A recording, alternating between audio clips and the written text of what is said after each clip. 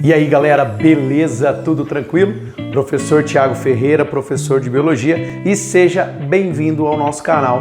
A você que não é inscrito, eu gostaria de te convidar a acompanhar essa aula e ao final, se você curtiu, você dá aquele like e também se inscrever no canal. Na videoaula de hoje, uma continuação da primeira lei de Mendel e suas variações. Então, prepara o material de anotação e bora!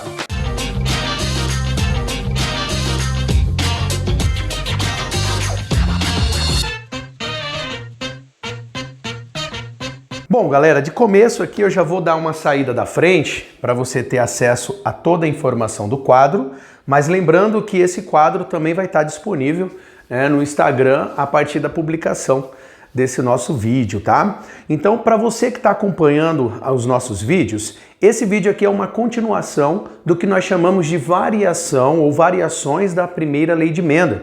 O vídeo anterior nós tratamos casos de ausência de dominância e codominância.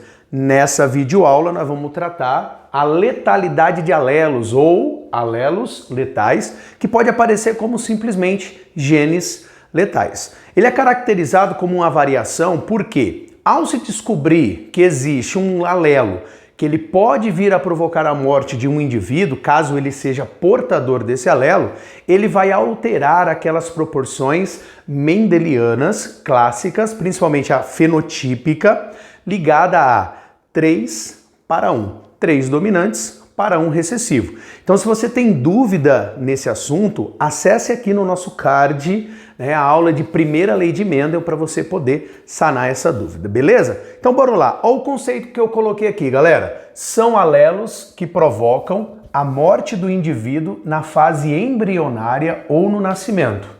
Então, basicamente, quando ele se manifesta, ele provoca tantas alterações severas no indivíduo, que durante o desenvolvimento embrionário ele pode vir a não se desenvolver, morrer, provocar um aborto e tal, nem ser contado.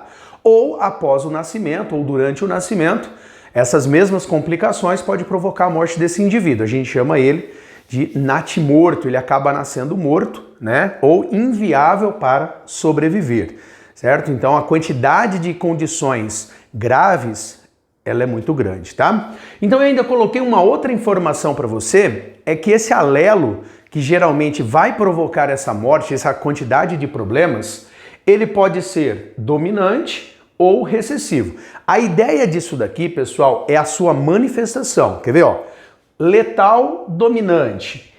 Ele, em dose simples, já é suficiente para provocar a morte do indivíduo. A grande maioria dos casos que conhecemos, que são abordados no seu vestibular, ele é letal recessivo. Por quê? Porque ele só é letal quando ele estiver em homozigose. Independente de ser um alelo azão, por exemplo, ou ser um alelo azinho. Os casos que eu vou apresentar para vocês, eles estão vinculados ao alelo dominante, e ele provoca a morte quando ele estiver em homozigose dominante. Por exemplo, azão, certo? Então isso aqui é mais uma parte conceitual. Então nesse canto do quadro, estou explorando aqui para vocês, a cor da pelagem em camundongos. Nesse outro cantinho, um caso humano, acondroplasia, nanismo humano, tá? Então vamos trabalhar essas duas situações.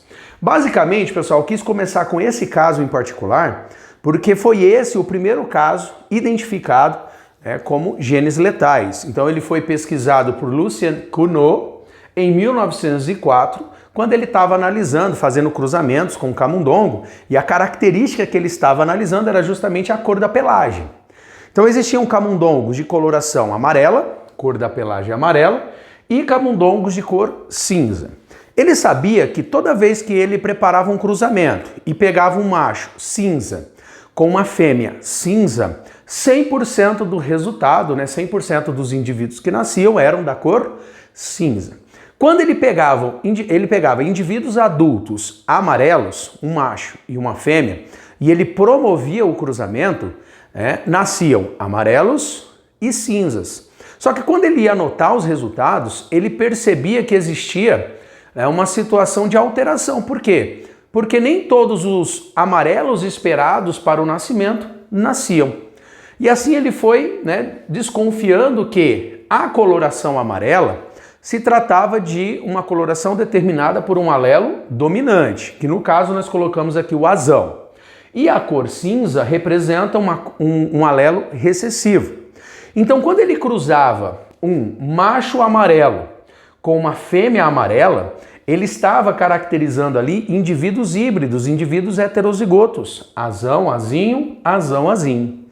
Então eu coloquei aqui nesse cantinho a tabela de Punnett, né, com as possibilidades de resultado, e já estou destacando para vocês que, no caso da pelagem camundongos, toda vez que o alelo dominante, azão, aparece em homozigose, azão, circulei aqui de azul, ele é letal. O indivíduo não se desenvolve, ele não consegue terminar o seu desenvolvimento, certo?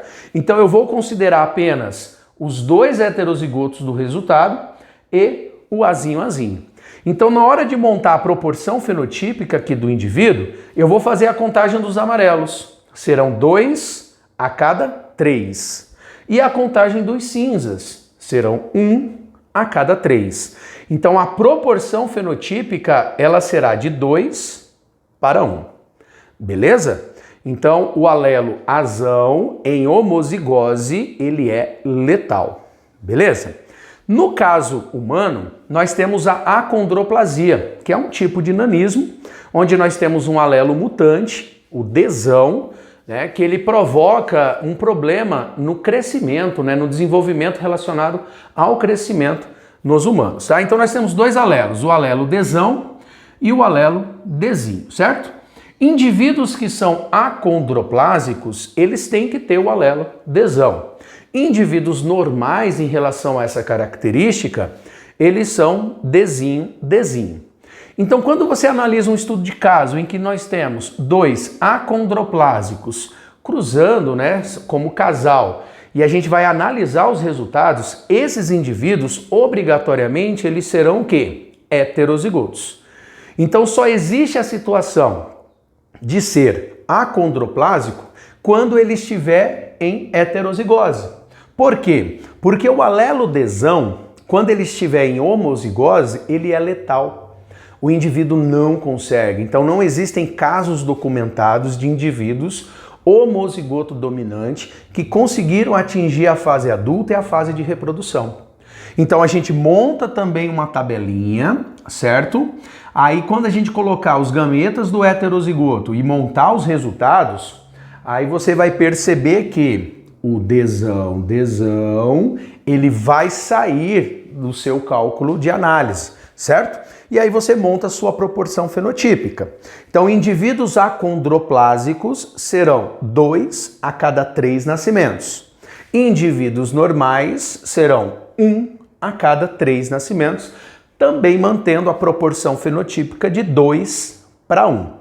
Então eu coloquei uma observação para a gente poder encerrar nossa aula, porque perceba que tanto no caso dos camundongos quanto na acondroplasia, a proporção fenotípica será de 2 para 1.